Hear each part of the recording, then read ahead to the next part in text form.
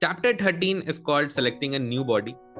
And once the souls are out of the ring of destiny, they can still make a change in their decision, but more or less, souls stick to their decision that they have taken in the ring of destiny as to which place they want to be reincarnated, as to what will be the life that they want.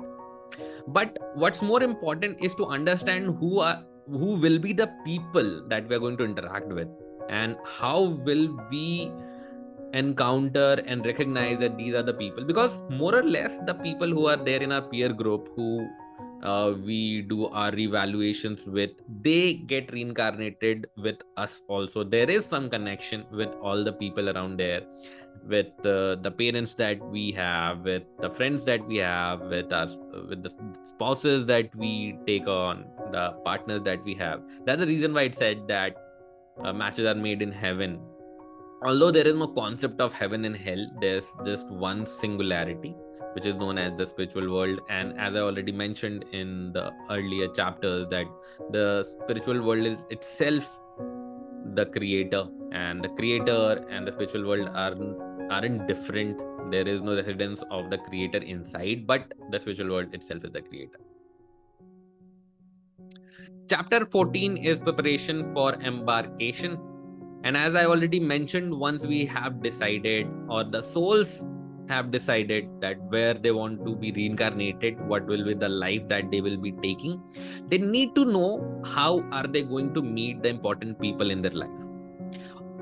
Although the parents are already decided because they are only going to give us birth, but sometimes it's important to understand how we are going to find our best friends, how we are going to find our spouses.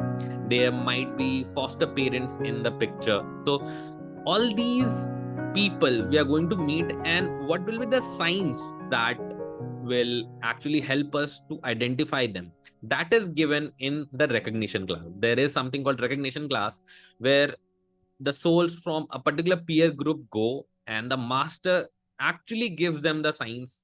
It's more or less writing, or imbibing a thought process as to how these signs will appear. And it's not necessary that the soul is going to remember this for the complete life, but yes, when these signs appear, they will be able to connect with it, and they will be able to identify these people. And also, before starting the process of rebirth, which is the last process, there is another council meeting. So the soul needs to go to the council of elders. As I already mentioned, the council meeting happens twice: once just after the soul enters the spiritual world, and once just before the soul is about to leave the spiritual world. So when the soul is entering the spiritual world, they go for evaluation and suggestions about the past life which they just ended. But when they're about to take rebirth, they go to the council of elders to honor the contract of new life. So that is about this particular chapter. So the final chapter, also the 15th chapter, is known as rebirth. Once the soul is done with the recognition class and the council of elders, it is now ready to take a rebirth and move into the body of a newborn child. So the guides bid goodbye, and all the other souls that are there who are not yet ready to take a rebirth, they bid goodbye to the soul. And the process of moving from the astral plane to the earth plane is very similar to that of moving from the earth plane to the astral plane. The soul goes through a tunnel, but the process is much more accelerated, because when the soul is moving from earth plane to the astral plane, it is very tired, and it also does not remember a lot about the spiritual world. But when the soul is moving from the astral world to the earth plane, it has all the information, it has seen the glimpses of the new life that is going to take. So the process is accelerated, and the soul moves directly into the body of a newborn, or basically an unborn child in the womb of a mother. Now the timing of entry into the child inside a womb is not fixed. Different souls have different inclination. Some souls tend to enter just before birth. Some souls tend to enter 3-4 months before birth. So this varies from soul to soul. And when the soul is entering the unborn baby, the human brain does resist a bit. So it is very important to understand that the human brain and the soul are two different entities. They just coexist together. Since the brain is underdeveloped, it doesn't resist so much, and after some time, it becomes apparent to the human brain that this particular entity is going to stay with me. There is no concept of dictatorship. It is a mutual decision of the human brain and the soul, because the soul is going to help the human brain in the experiences that it is going to have, and at the same time the human brain or the human body is going to give life experiences to the soul. So this is a mutual understanding that they have.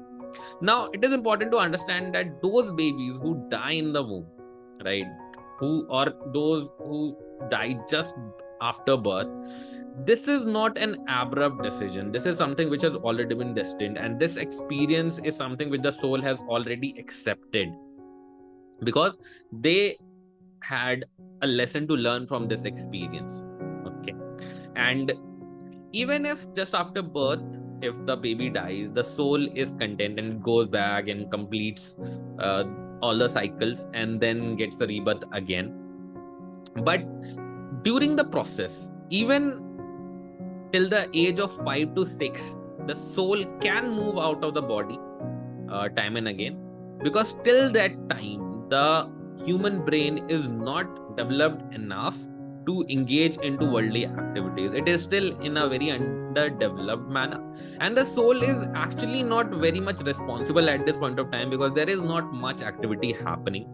In fact, even when the human brain is developed enough, even when the human brain is in the adulthood, maybe during an accident or during sleep, the soul can leave the human body or the brain momentarily, right? After birth, there is a solid connection which happens between the soul and the body, and it cannot happen that the soul leaves and moves to another body. This decision has already been made, this body has already been chosen, and the soul has to stick to it. And this has to happen until the time of death, when the soul has to leave the earth plane and has to go back to the astral plane. So I hope this particular experience has been very helpful. For people who do not believe in reincarnation, I am not sure whether they will be able to grasp anything from this or not. But for those who are looking out for answers, for example, like what is the purpose of reincarnation? Why are we here?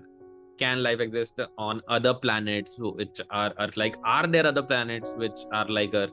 I hope you are able to gather certain kind of insight from this particular experience, this particular book that I've already described.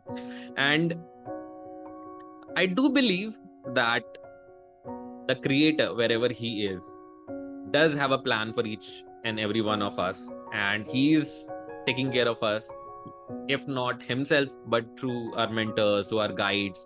And nothing is different from the creator. Everything is connected to the creator, and we all definitely are going to be home one day.